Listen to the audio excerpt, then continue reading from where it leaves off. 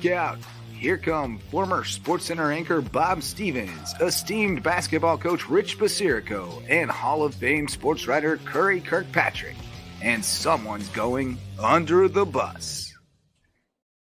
You think someone is going under the bus? This has been a great week for bus riders, driving over people, because we got all kinds of people to throw under the bus. I was going to start with one, but Curry texted me before we went on and said, I got one better. So go for it, big fella. Well, we kind of passed it over last week, but this is apart from all the basketball and baseball and football that's going on. But under the bright lights of the LA Marathon, yes. I think our name is under the bus, but I'm going to throw some motorcyclists under their own motorcycles, because the LA Marathon is 27,000 runners, and it's not. They say it's not an official major because obviously because the motorbike riders that lead the runners are such total buzzhead clowns. One of whom took a wrong turn in the last mile of the race last week. And the leader, who was a Kenyan named Michael Kamani Kamau, Kenyans run these things in their sleep, right. But he might have been sleeping because he followed the motorcyclists off the wrong turn and went down the wrong route. And he was way ahead. He was like a mile ahead.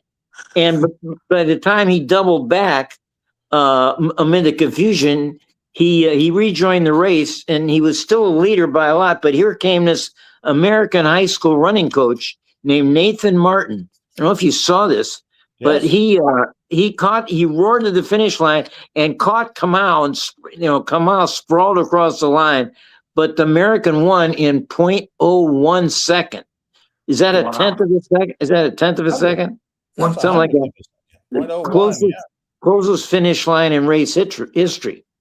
Martin got all the accolades for this thing, but for a come from behind victory, but poor Kamau.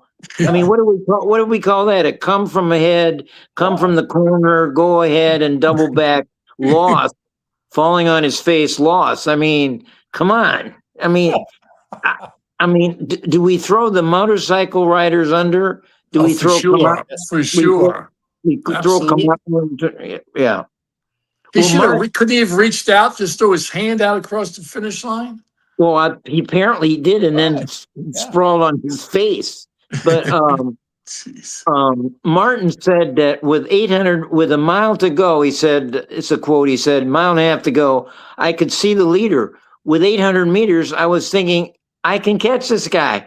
Well, nobody told him, but the other guy had run about a mile and a half more than he. Come on. Of course, nobody knew what Kamau thought, because he collapsed and they carried him off a stretcher to the hospital. I mean, I don't. What the race leaders should have done is what happened a week before in Atlanta, when the same thing happened in a women's race. Yeah. I don't know if you saw this, but three of the leading women who were way ahead of the pack, they followed this motorcycles guy who took a wrong turn off the race path. And by the time they doubled back and tripled back, they finished the race 9th, 12th, and 13th. Unlike our guy who won the race, they finished 9, 12, and 13 up the pack. But the winner of the women's race was a woman named Molly Bourne, and she didn't even know what had happened until she found out later. She wrote on Instagram, I do not feel like the winner because I know I should not actually be the winner. Well, duh. I mean, thank you, Molly. Maybe that is the quote that Mark DeRosa should be using. Coach of the USA baseball. Well, before we move to that, I was the winner, but I'm not the winner. The Atlanta officials did the right thing.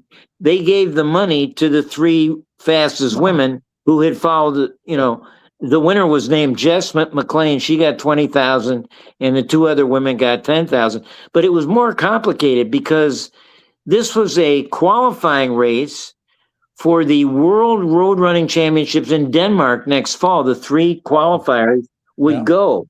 So this one matters. So, well, but Molly Bourne said, I'm not going. So luckily the 3 women that went off the track, I guess they're going to qualify, unless we hope the Copenhagen motorcyclists know more than our guys do. Unbelievable. That's great. Unbelievable.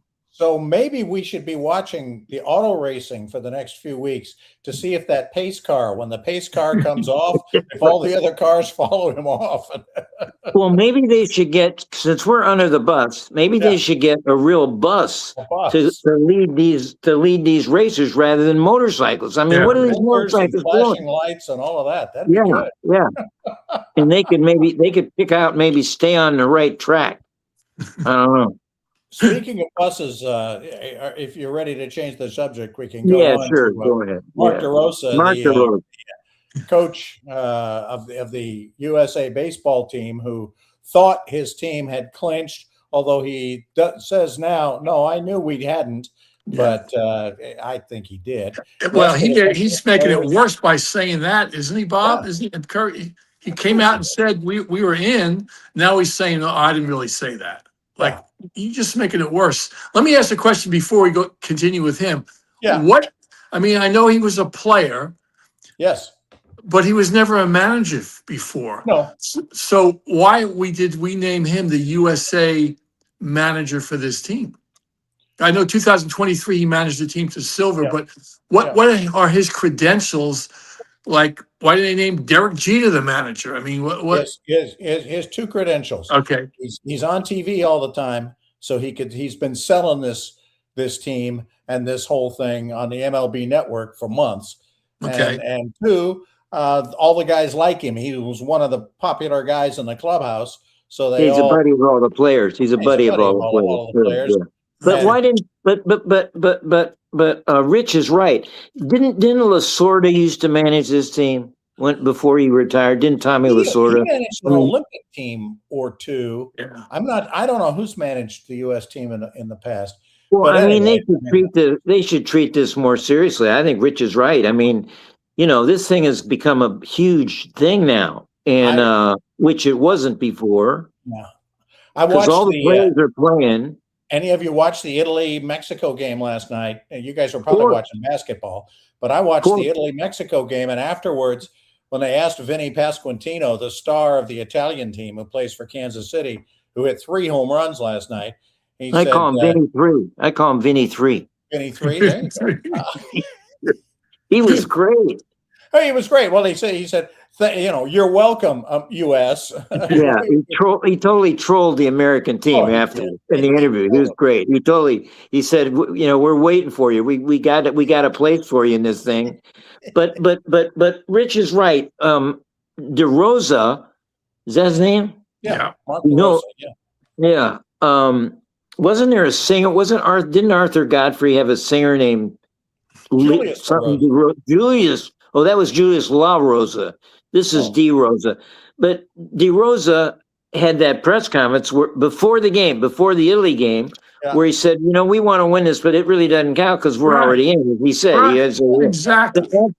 After the game, after we lose that game, and now we have to depend on Pasquantino for bailing us out and beating Mexico so we can qualify. Yep. After that, he said, I misspoke. That was his word. I misspoke. Well, misspoke. I mean, he screwed the pooch is what he did, and everybody went nuts. I got to wonder, did everybody on the U.S. team not know the rule? He didn't know the rule, obviously. Yeah. I guess nobody else on the team did it. I mean, it's a funky rule that you think all the coaches and players didn't know the rule either? They thought they were in. Normally a tiebreaker would be probably run differential if you were all tied amongst yourselves. Right. And this was, I had never heard of this one. It had to do with how many runs you allowed compared to how many outs you got. Yeah, it was a goofy. Yeah. But anyway. But I answer your question. I'm sorry. Yes. Yeah, I Go would ahead. just say, I would think the players were just going by what the manager said, right? Yeah, sure. Going into and say, you're the manager and you're saying, guys, we want to beat Italy, but really we're in. I mean, he came out and said we were in. And now he's Yeah. saying that, what was it? He said, I was well aware that we had to win that game. That's not true Yeah. because he didn't even start all his That's not true. starters. He didn't even put, That's not. he's Yeah, getting, he said he put three non-star. Of course, they're all stars, but right. but he said he was resting three guys for the game, right? And what he proved when he said we had our ticket punched is that he probably should be punched. But baseball is such a flaky game that, man, you can't ever let your foot off the accelerator unless you do have your ticket punched. Right. Because I mean, they could very easily lose to Canada. Oh, without a doubt. Well, look at the Friday pitching night, staff. and Have you guys looked at the roster of the pitching staff? Like, why don't we have better pitchers? Well, Whoa! seriously, Whoa! We have the three best pitchers in baseball. Rich, what are you talking about? yeah. Look. Well, one of them has already gone back to the Tigers. He's not pitching Kubel, anymore. has already gone back. Yeah. I'm talking about the bullpen. Look at the bullpen. Oh! Look at the bullpen. Yarborough, who got kind of hammered, he's already gone back to the Yankees. He's like at the bottom of the list for the Yankees in the bullpen. Well, how is he on the USA baseball team? Well, Pasquantino in Italy. It would be great if we played him again, but we can't play them again unless both teams make the final. Yeah, I don't because think so. Yeah. because Italy's in the Japanese side, so they'd have to beat the Japanese, which I don't think that's going to happen. No. And we have to beat the Dominican Republic, right? Don't we have to? Yeah, we're in their And they're good. and they've got all those. Yeah, they're great to watch. I mean, they go up there it's great. I mean, this event is really an event. I can't believe I'm saying it. Hopefully, maybe we'll take it even more seriously the next time. And well, I hope so. Better players. Well, to throw DeRosa under the bus, during the game against Italy, they interviewed. How they interview between innings. Yeah. And he said, well, maybe this was not the Italy game. Maybe it was the game before. But they made a comment about, well, tell us what you plan to do if you're pitching. He goes, we got an unbelievable bullpen. And they're just amazing. We can go to any one of these guys. And he starts naming off two guys. And all of a sudden he goes, and who else? And he looked to the bench, like to one of his assistant coaches, like, and who else do we have back there? Like, he didn't even know the names of the players in the bullpen. I mean, don't bring up names unless you know all the guys there. Too busy shining judges' shoes, I think. Well, did you see that? Did you see MLB try to take down? Right. They tried to take it down so people wouldn't see it to protect it. Wouldn't see it because they knew it was wrong. They knew what he said was wrong. Right. So they did take it down for a while, and then they had to put it back up because they were so embarrassed. Yeah. Canada will. The Dominican. Wouldn't that be great sports karma if just 2-3 weeks after we win the 2 gold medals in hockey, that they beat us at our game and knock us out of the tournament? I mean, that's just too good. I hope not. Sports writer's dream is to have that happen. Well, is Puerto Rico still in this thing? No, they're out too. They're out for the first time. They are out before the quarterfinals. Canada. Because two of my great Cardinals are managing in this thing. Albert Pujols manages the Dominicans, and Yadi Molina was managing Puerto Rico. Yeah. So I had a real stake in this thing, and still do, because I'm going to root for the Dominicans. I'll tell you right there. You're not going to root for USA? Well, how about? I'm rooting for Canada tomorrow night. What are you talking about? On Friday night? Absolutely. It's a great story. Who does Canada have that I would know? They have some major leaguers? Canada? Yeah, they do. They have the two Naylor brothers, who used to both play in Cleveland. Now Josh is in Seattle. Oh, right. Yeah. And then his brother Bo is the catcher, who had a big hit in yesterday's game for them. They have, they got some guys you'll know. How about we haven't even mentioned the controversy about how about Cal Raleigh catching for America wouldn't Yeah. shake hands with what's his name came Rosarena on. of Mexico. Yeah. Rosarena, His I love teammate, yeah. Randy or Yeah. Rosarena. You think that was all a show? You think that was a comedy act, or was Rosarena really angry? I don't think. Oh, now Rosarena might have put on a little extra show to Yeah, make sure yeah. that. Yeah, I don't think Raleigh. Raleigh. I mean, it was great. He sticks out his arm, and Raleigh wouldn't even shake it. I mean, come on now. He wanted to show his No, loyalty to his Rosarena might team. have pulled it Yeah. and done something about it. All right, hey, let's take a quick break. Let's come back and talk. We'll either talk hoops or we'll talk NFL. We'll make it a mystery. Well, that's called a great tease, except it's a terrible tease. We'll do that when we come back. We got lots of people in both sports to throw under the bus.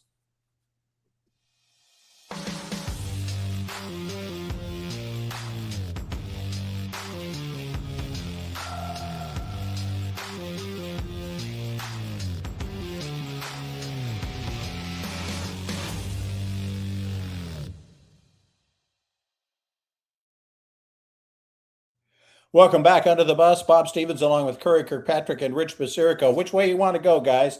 Football or basketball? Let's go football and we'll end with basketball. We'll do football and golf and get them out of the way, and then we'll have some fun with basketball. NFL free agency has begun. Curry, I thought what the Baltimore Ravens did was one of the most ingenious ideas. Trade for one guy that you want, and then if you decide the talks are going better with the other guy that you want, have him flunk the physical, have the first guy flunk the physical, and go on with things. I'm sure everybody knows the story already. Max Crosby is now back with the Raiders. The Ravens have their 2 number 1 picks back, and they have a great player, I guess, Trey Hendrickson from Cincinnati that they signed for less than it cost them, a lot less than it cost them for Max Crosby. Ravens say, no, we wanted them both. Yeah. Is anybody believing them? No, how can they afford both? Seriously, how could they afford both those guys? Have to pay them over $100 million. I mean, obviously everybody says he probably failed his physical, but they had to know that going in, right? At this time, because surgery happened 2 monts ago. Yeah, there's no way he was going to be healed. So they had to know that going into when they signed him. I mean, they're better off, I think, right? You got an all-pro defensive end, and you keep your first-round picks. But I think it's a dirty pool when he did that. But again, when you do sign people, not sign them, but officially until Wednesday at 4:00. Right. So you have that right, that window of 48 hours where you can say, you know what, we're not going to go through with this deal. So I guess you look at it 2 different ways, I guess. But well, apparently this has been done before with teams in the rule. I don't know why there isn't some kinds of rules against a team saying, this guy that we wanted, and then they don't want him. He flunked his physical. You can just come out and say he flunked his physical, and then it's not a deal yet. Right. Is that? And apparently it's been done before, not with such a high name prospect like Crosby. But I think there should be some rules against stuff like this, because this is I don't know if you believe the Ravens, okay. If you don't believe them, like I don't. It's kind of a fraud deal, don't you think? Yeah, sure. Yeah. Well, aren't they saying that the reason why because he failed the physical, right? Crosby now is in the spotlight of is he damaged goods? Now he's got to prove again. So what do you think he's going to do? Do you think they're going to actually trade him before the season starts, or do you think they're going to have to keep him? Well, the team Dallas was the second team that was kind of going after him. They said, we're out. We don't have an interest in him anymore. So I bet he ends up back with the Raiders. You believe Jerry Jones, right? You believe him too? I mean, let's say it's July and Crosby is running around like a deer and he's killing everybody. Don't you think teams are going to be interested in Probably. I They're mean, not gonna, the Raiders are not going to get 2 first-round picks for him now. That's for sure. no, it'd be one, but it might be a 1 and a 2 or 1 and a 3. And I mean, Crosby is the game killer. I mean, we're forgetting what a great player he is. If he's not damaged. And But think who what knows? would happen, Rich. Think what would happen if the Browns got him to be on the other side with, and they could maybe the Raiders would take the quarterback that they're paying hundreds of millions of dollars to, who can't play, and trade him to the Raiders for Crosby. I like it. 2 guys who need to, who are damaged goods. Well, talking about draft choices, think of this. So Crosby, they traded officially, or originally, I should say, 2 number 1s, right? 2 1. AJ Brown, who's a receiver for the Eagles. The Eagles want to trade him for a 1st and a 2nd. That's not even close. How can they think they would ever get somebody to trade with him for AJ Brown? He's 28, 29 years old. He's a head case. And you're talking about Crosby. Yeah, a 1 and a 1, sure. But AJ Brown, a 1 and a 2? I don't see that happening. That's what they're asking for, a 1 and a 2? Yeah. Wow. Forget that. Isn't he the one that reads books on the sidelines? Yeah. Or is that the other one? Yeah, I think so. No, that's him. Yeah. That's AJ? Yeah. And he So wants the ball. Of course, they all want. And a library, and maybe you get the 1 and the 2. Give him a little more value. Give him a little something. I just noticed over my shoulder that Kyler Murray has signed with the Vikings for a year.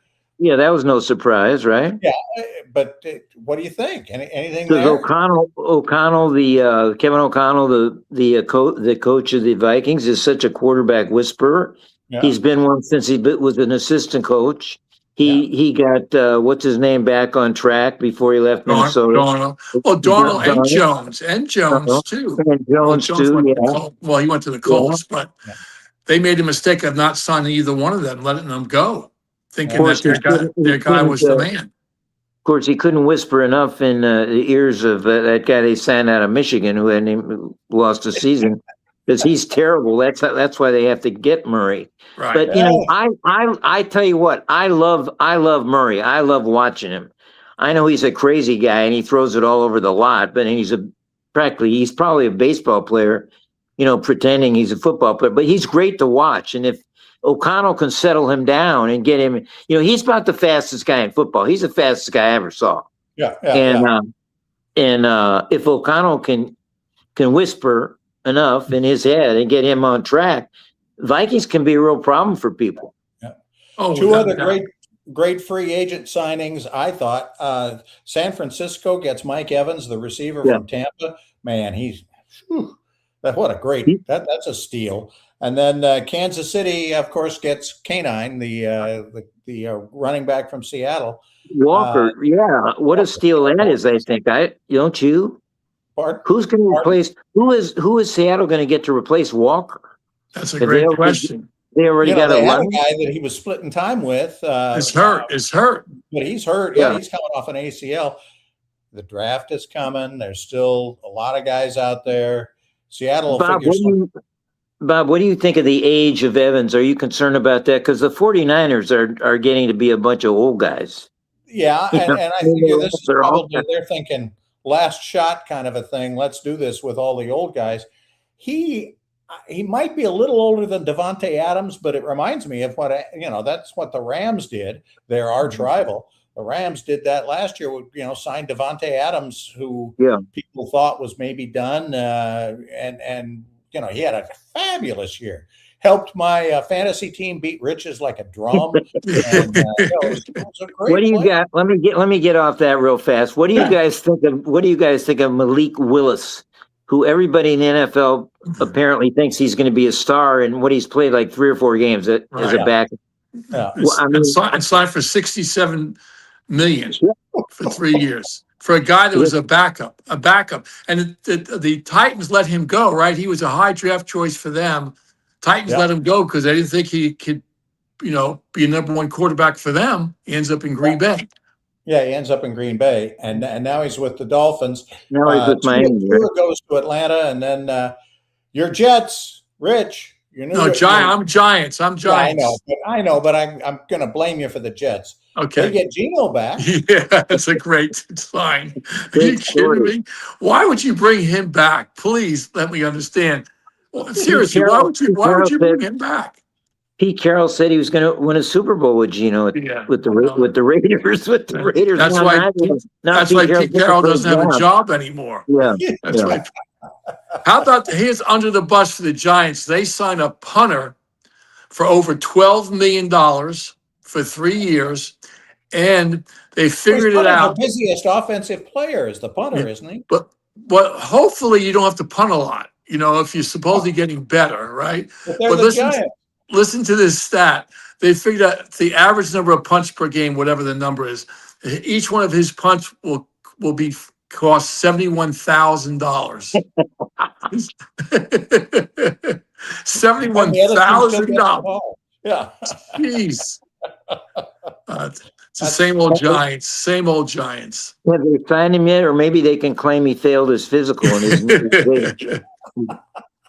I think it's too late for that. The whole league might be working on that. Hey, let's take one more break, and then we'll come back and talk hoops, because we got obviously all the college hoops that you guys are so enamored with here. The huge weekend, championship weekend, and then we got some NBA to talk too. 83 points. Is that legit? We're going to talk about it when we come back.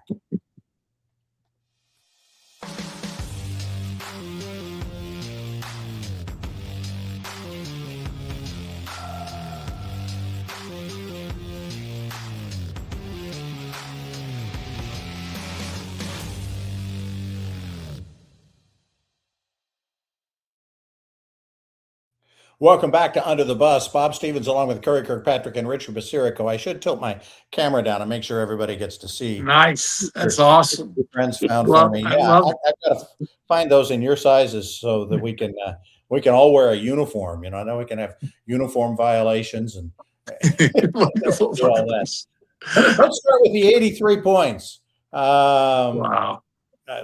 Talk about it a little bit. Bam Adebayo scores 83 points for the Miami Heat, second highest game in NBA history.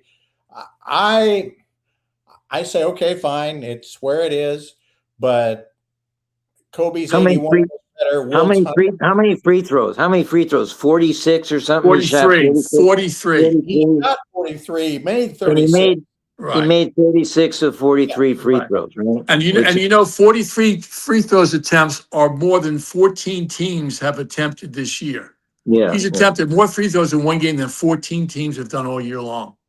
Well, I think a lot of the controversy was because he went past Kobe, the beloved Kobe Bryant's 81. And Kobe's 81, was in a real game. I mean, the game was contested. It was a contest. But this thing, I was watching the NBC. NBC had the Denver, what was it? The Denver Oklahoma City game, or whoever was playing. Yeah. When they cut away, this Adebayo thing kept going, and they cut away, and they showed the last. I got the last 2 minutes. Saw his 4 free throws, which he went from 79 to 81 to 83. And the more I think about it, I'll tell you, I think his 70 were legit. But the last 5 minutes were just a show. And so I'm not sure I look at it as a legitimate, I think if it was a score, Bam is a great player, great guy apparently, but a terrific defensive player. That's what he makes his money on, his defense and his solid all-around play, and a great team guy. And his girlfriend was there, Asia Wilson, the best women's player in the world. Kind of neat story. But the more I thought about it after it happened, and all the bitching and moaning that went around with the NBA players, even saying, it was kind of a legit, and went into the story that the NBA these days is just a free throw shooting and 3-point shooting game. Yep. Some NBA player went on a podcast early this morning or yesterday and just killed Adebayo for, that's killed the whole system. But think of this, guys. In the last minute and 40 seconds, Miami was fouling intentionally. to stop the clock. I mean, that's ridiculous. And they're winning by 26 points, and they're fouling intentionally. That takes to me that takes away from the record. Yeah, he scored 83, but when you're doing that, that's ridiculous. That was kind of I meant. But when you think about Wilt's 100, there's a lot of stories about that. Of course, nobody saw that game except the people in Hershey, Pennsylvania. But the Knicks were fouling. Apparently, they were just fouling to get the ball back to try and stop Wilt from getting his 100. So. Is that a competition? At least that was a competition, I think. Yeah. Right. Yeah. I think maybe the better scoring record we should be talking about is the one that could go down on Thursday night when SGA goes for his 127th consecutive 20-point game. Well, he gets that. He gets 20 in his sleep, as I said. This guy's a terrific player. And the way 126 times. He and Wilt hold the record. Exactly. That's still to not have a bad night. I mean, you can have a bad night and score 18. Sure, right. To not have a bad night for a year and a half, that's pretty good. Pretty darn good, for sure. Is that record? Has he sat out some games though? Right? They're not consecutive, are they? Well, he was hurt. He was hurt for a while. Well, that's what I mean. He missed some games. He played in. Right. Yeah. It's games he played in. It's not consecutive. Like Bob, you say it's not, but it's not every night. He's missed a lot of games. He's missed some games. Fact, yeah. Well, in fact, isn't he 5 or 6 from not being qualified because he's probably many? Because the guy's been hurt. I mean, I don't think nobody's accused them of load management with with him, but. I did. To me, that's pretty remarkable. And he also that game, probably the game you were talking about with Denver. He had 35 points, 9 boards, 15 assists, and no turnovers. That's pretty darn good. To get back to Bam's game, though. Yes. You guys, he had 30 in the first quarter, right? I mean, he had 31 in the first quarter, it was still a game. So if you had 31 in the first quarter, as some of these NBA guys have said, they said, I'm not passing the ball the rest of the game. I'm going for it. I mean, I mean, that's a lot of, then he had 50 at half or something. Didn't he have 50 at half? No, I think so. He attempted 43 field goals. Yeah. 43. Shot a lot. And 43. Hey, Rich, did you ever have anybody go off like crazy off like that in your career? Not. I had somebody score in the 40s, but not. Yeah. Okay. But but it was in a close game, so it wasn't like I said maybe I'm going to take him out. I mean, if you weren't telling the guy to try to keep scoring though. You've never had that. No, I've never said to a kid or to his teammates, I keep feeding him the ball. He's close to a record. But, a friend of mine, Bob Harlow, who played at Princeton with Bill Bradley, when they played in the consolation game up in the Final Four out in Portland, Bradley broke a record, I think 61 or 63. And Bob told me Bradley wanted out of the game. He wanted out of the game, and his teammates and the coach said, no, stay in, we'll keep feeding the ball. He goes, I don't want out, I want out. And they forced him, the coach said, you're staying in the game, and he ended up breaking the record. So it does happen. Here's a story, remember Jermaine O'Neal? Back in 2005, he had a chance to break Reggie Miller's record for the Indiana Pacers. I think Reggie had 56 or something like that. And Jermaine took himself out of the game and did not break record. He took himself out of the game, not the coach. He took himself. I want out. That's pretty cool.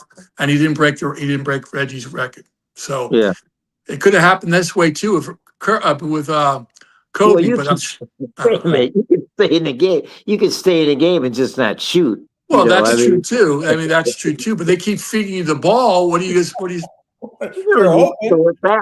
Throw it back. You don't have to take stuff back.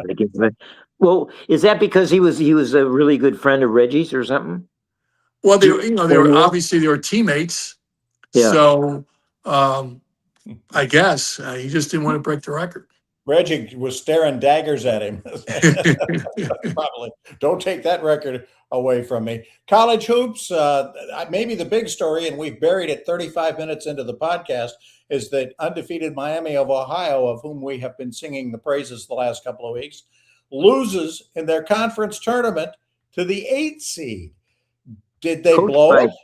Coached by Frank Martin, University of Massachusetts. Yeah. Weird. Time will tell. Time will tell, Bob, on Sunday if that's the case or not. I mean, they were also. I don't know if the committee looks at this that closely, but they are up by 11 with 8 minutes and 20 seconds, whatever it was, to go. I mean, when you're 31-0 and you're playing the AC and you're up by 11, you got to put that game away for sure. And the team, UMass scored with 29 seconds to go, so the shot clock was off. They had the ball for a last second shot. Yeah, and they made a bad pass. Away. Yeah, bad pass. Yeah, bad pass cost me. Well, their net 54 and their WAB, which I talked about last week, wins above the bubble is 38, which is way better than most of the teams they're going to be competing against for the bubble. The bubble is so bad. That's why, first of all, a team that's 31-1 is going to make the tournament. They're in. We don't even talk. They're going to be in. Since the tournament expanded to 64 teams, which was in 1985, I think, no one-loss team has ever been omitted. No two-loss team has ever been omitted. So think about that. I mean, 31-1. I don't care. Come on. Yeah. But if you talk about these other teams that are on the bubble, they've just gone about losing. I mean, look at Indiana, for instance. Right. Indiana has lost 6 of their last 7. Shouldn't get in. They lost the first game in the Big Ten tournament to Northwestern, which they've lost to 7 times in a row. I mean, so they were, and they blew that game. They were ahead. How about Auburn? Shouldn't go in. Auburn has lost. They blew a 15-point lead against Tennessee, and that's their 16th loss. That's going to be the big controversy, I think, on Sunday. Does Auburn get in or not? And if they get in, here's what I think. I think the committee is going to put them in, and I think they're going to put them against Miami of Ohio. Seriously, the committee does stuff like this every year, and they're going to put in Dayton in the first 4. I think Miami of Ohio is playing Auburn in the first 4. That's what I think. Okay. And they're going to get a great TV. They're going to get a great rating for it. And Pearl will be there, cheering his son on. His son, by the way, got a technical foul. They blew a 15-point lead against Tennessee today, you guys, and Pearl got a technical foul toward the end. I mean, he just exploded. But look at these other bubble teams. SMU blew a second-half lead to Louisville. Texas found a way to lose to Mississippi, which is 12-19. Right. Yeah. Virginia Tech and Stanford both lost in the first round. Missouri lost the last. I mean, Missouri's a big bubble team. They've lost their last 4 games. I mean, what are these teams? Cincinnati, which everybody is talking about, they blew an 8-point lead in the last 130 seconds to Central Florida. So it's like the worst bubble season ever. There's only about 2 of these teams left that that are any good. And Miami of Ohio going to get in above all of those teams. Should we shrink the field and maybe only have like 32 teams in it this year? Well, this is what these late losses have done. They've talked about shrinking the field rather than expanding, which would be a joke. How about it's been a bad week for the Hurley brothers? First of all, Danny gets teed up at the end of that game, which they lose. And I don't know. I was watching that game. The guy, what's his name, went driving in for the tying basket, and no call. And Hurley went nuts. He says he didn't bounce the official, but the film also that he did bounce. The official gets busted back. But that loss didn't just cost Hurley the Big East co-championship, cost them probably a number 1 seed. Yeah. Don't you think? I don't think they're going to. Absolutely. Florida's going to be there instead of them for sure. Yeah. and Bob, you said last week, well, is there a big difference between 1 and a 2? There really is. In the case of Hurley's not going to get to play at home, or near home now. They're probably going to go to the Midwest. They're going to put him in the Midwest as number 2, where they'll have to eventually maybe play Michigan in the Midwest. So they're not going to have any home, advantage there. So I think it was a big deal that loss to Hurley, Hey, and at least Danny is going to have a job. Bobby Hurley, his brother, is out of a job, and they get bounced. They get beat by About 50. Iowa State by about 50. What was that all about? I think the team knew, right? Because the reports were all that he was out of a job before they played that game. I don't know what this is about schools firing coaches in the last week of the season. Well, they're saying that he did. Bobby says, I've read today that he didn't know until after the game. He was not told that it was his job. I mean, I know he's been reading a lot, hearing a lot, but officially he was not done. The Athletic reported it 2 days before, and because so they leaked it. So Arizona State, if they didn't fire him, they leaked that they were going to fire him. Okay. All right. We can throw that under the bus. And he had to know. I mean, his team quits on him. He kind of had to know that something was amiss. And then isn't John Pelfrey, whom he was matched up against back in the day, that was such a great man? Pelfrey's going to get fired too, right? He already did get fired. He's already fired. Yeah. You must have read the great story by Bob. You must have read the great story by Pat Forty about Pelfrey and comparing Pelfrey and Hurley's careers after the great game they played, the Duke Kentucky game.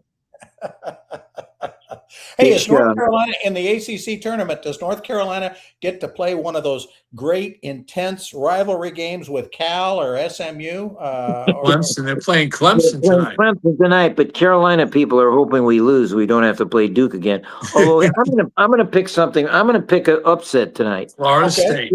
And they're Florida State, who are playing great.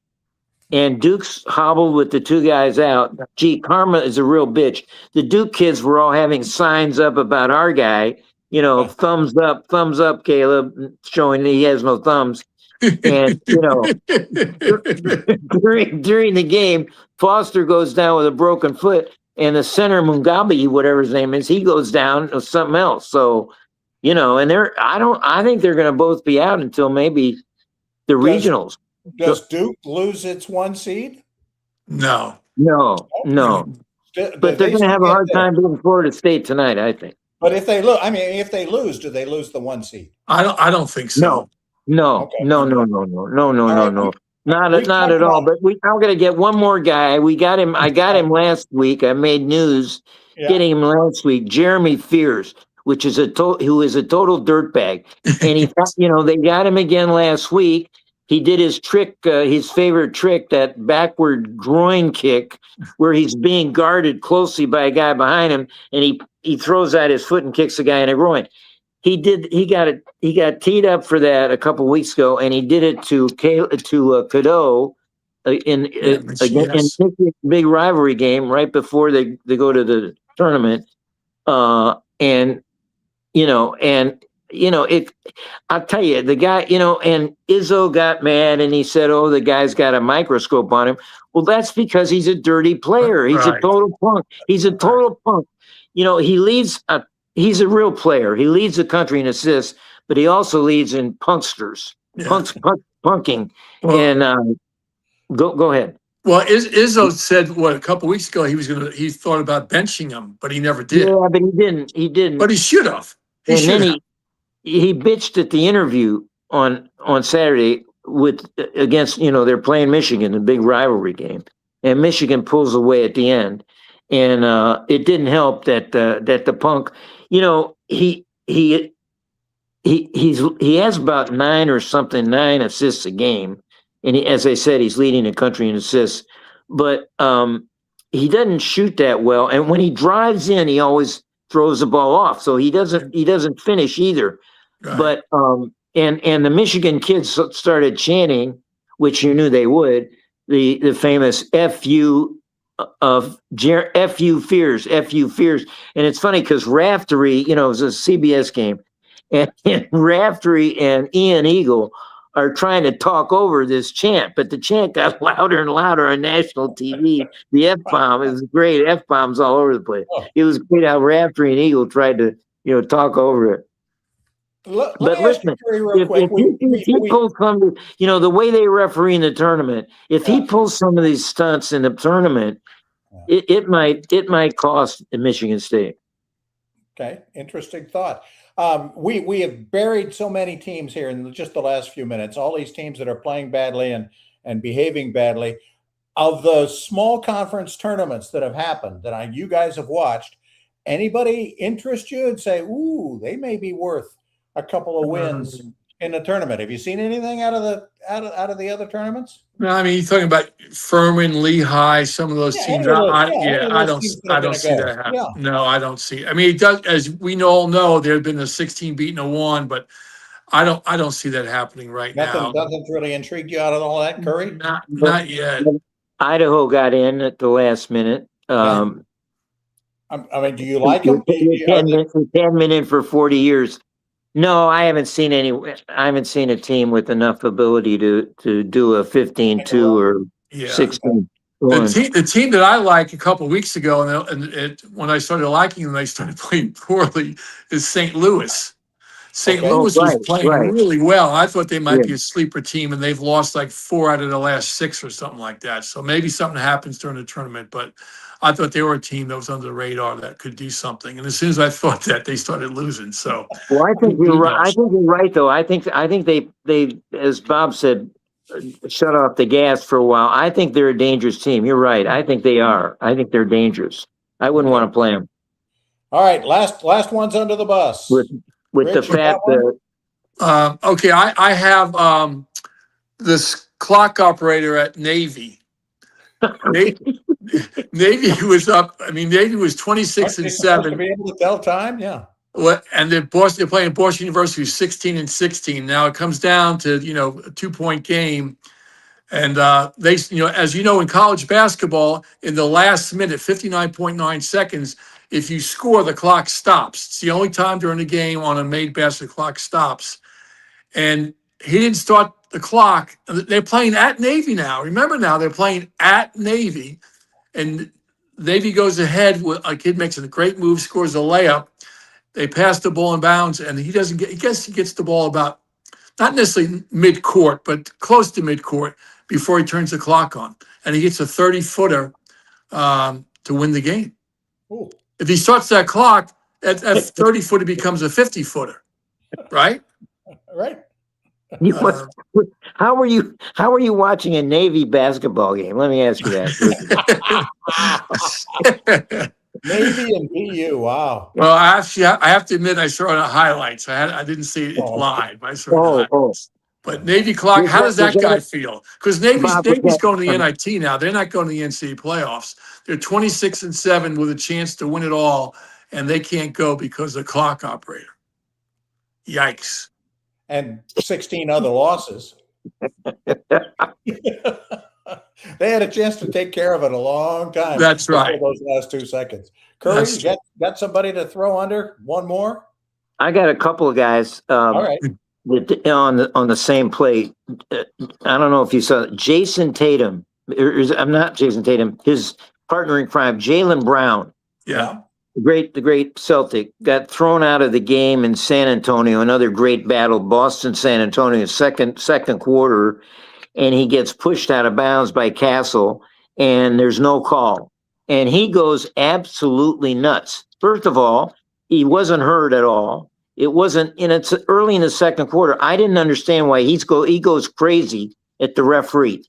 But then the referee gives him a tease him up. So then he moves over to where his teammates are, and then he goes after another ref, and he goes after him. Teammates have to pull him back, and that referee, and I'm going to throw him under the bus too.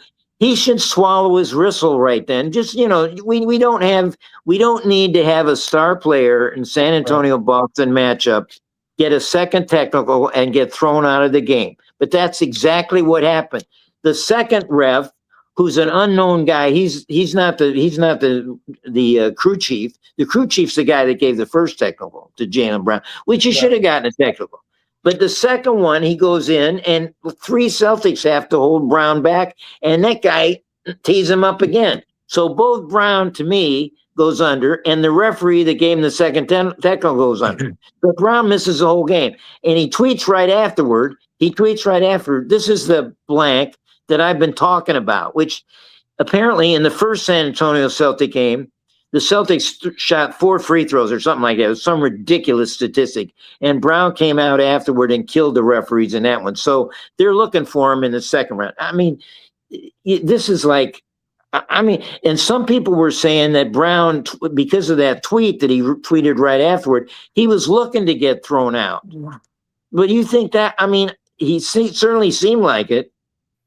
Yeah, well, I guarantee the officials read that quote after the first game. Yeah, and they were looking to get him. There's no, I mean, it's human. Everybody can say, well, that officials don't do that.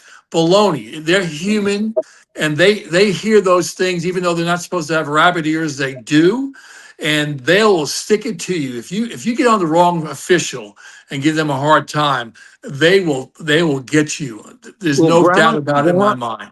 He got fined for that. He got fined $35,000 for that remark. So the thing that I don't understand is, if you had seen this play, it was, I mean, Castle fouled him, obviously. I mean, it was a light push, and Brown went into the seats, but he got up and he went nuts. I just didn't understand it. But, if it was a hard foul and he was in danger or something, he's up in the air, some of these things happen. You get really mad because, you're going after my career, you hurt my knee or something, which sometimes happens.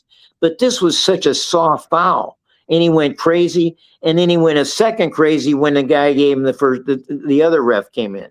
So there has to be something personal when stuff like this happens, I think.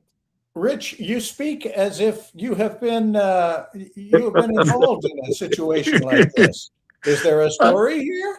No. I mean, you have to know which officials that you can talk to and kind of, yap at them, and some officials you cannot. I mean, literally cannot say anything. So, they're and then of course you go on the road sometimes and you don't know the officials, and you got to be really careful. Curry, in all your years, is there a favorite official, college official that you had many encounters, at least watching, that there's a story? Are you asking me? Yeah, Curry. Yeah, all your years in college hoops. I mean, you saw some legendary and who was the guy that later became the head of officials? He was from Villanova, from Pennsylvania. Rich, white guy. He was there forever. I know. I can't believe I can't remember his name because he's from Western New York. All right. And I'll give you a week. I'll give you a week to work on that one. He was a really terrific rip. He's the one that threw out Bobby Knight when Bobby Knight threw the chair. Oh, okay. Which wasn't difficult. Was that Hank Nichols? Hank Nichols. Nichols, right? He was a great referee, but boy, he had some great stories. And I've seen him. Yeah. He claims Wooden swore all the time at him. It swore, in his wouldn't have his program. Rolled up program. And it wouldn't be swearing into his program. Nichols. That's good. Rich, stuff. I got to ask you something. Is there an automatic in high school basketball? Is there an automatic? You can't do F-bombs or swear at referees, right? No. Not one. Are there any word that have you ever done? Well, you never swear anyway. But did you ever get close to getting teed up for language? I got teed up a few times, just getting on the official. But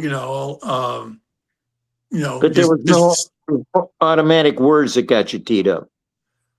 I didn't really use profanity towards an official. I mean, I would get on official somewhat, and it happens. You get into the emotion of the game, and you see a foul that should have been called and it wasn't called, and you think like you're getting hammered, and you always come on. This is ridiculous. They shot 10 foul shots. We've shot one, or whatever. You always look at the numbers. Officials always come to what bothers me. They always come to the scores table to make sure everything is correct at halftime. But they're also looking at how many fouls that were called against each team. So, like, Really? okay, so there was 10 called against us and one called against them. So you're going to make that, I think at times that they did make it up. I really do. I think at times they looked at halftime and looked at where the fouls were called. And like, if we're winning by 10, 15 points, why are we fouling every time? We're not pressing. We're playing man-to-man defense. Why all the fouls on us all of a sudden? So, I mean, I think as a coach, you kind of look at with glasses on, you're very narrow-minded about it, and you see that your team's getting hammered and they're not. Like, I watch college basketball now, and I sit there and go, how can they, like you said, Curry, Connecticut drove to the basket at the end of that game. They didn't call a foul. They eat their whistles. They don't want to be the guy that makes that call. If it's a foul, call it. You say, well, they say, well, we don't want to determine the game on a foul. Well, you determine the game when you don't call a foul. Yeah. If he's fouled, call it. In that game, they were calling that foul all game long. All game long. And they eat their whistle. Yeah. Interesting stuff. All right. I got one more under the bus. It actually comes from hockey. The Sarnia Legionnaires of the Ontario Hockey League, minor league team, obviously, maybe even a junior team, have finished their season. They did not make the playoffs. In fact, they were 0-50. They played 50 games. They did not win a single one. They did not even go overtime in any of their games where they, in hockey, you get a point if you can at least get to overtime. They were 0-50. Did they make the playoffs, Bob? Lost all of them in regulation. Yes, they're the 4 seed in the West. In the Their goal differential in 50 games was minus 258. So they averaged losing by about 6 goals a game. I don't What's know if we let them under the bus or we let them drive the bus because they finished the season. What's the name of that team, Bob? Sarnia Legionnaires. Yeah. They need to change the name first. That might help. Make them the French Legionnaires or something. Yeah. Guys, it's going to be a great weekend. Championship hoops. You guys will be glued to the sets. We're going to talk about all the matchups and the seeds and brackets. I got a halftime score for you. Update. Yeah. Duke 43. Duke 43. Florida State 44. Ooh. There you go. The upset. I'm telling you, Dukies are going down. I hope so. I'm crossing my fingers because then we'll beat Clemson. We won't have to play them. Look forward to watching it. We will see you next week and thrill in that upset of Duke and all the good stuff that's going to happen. Thanks so much for joining us. Under the Bus. Thanks, guys.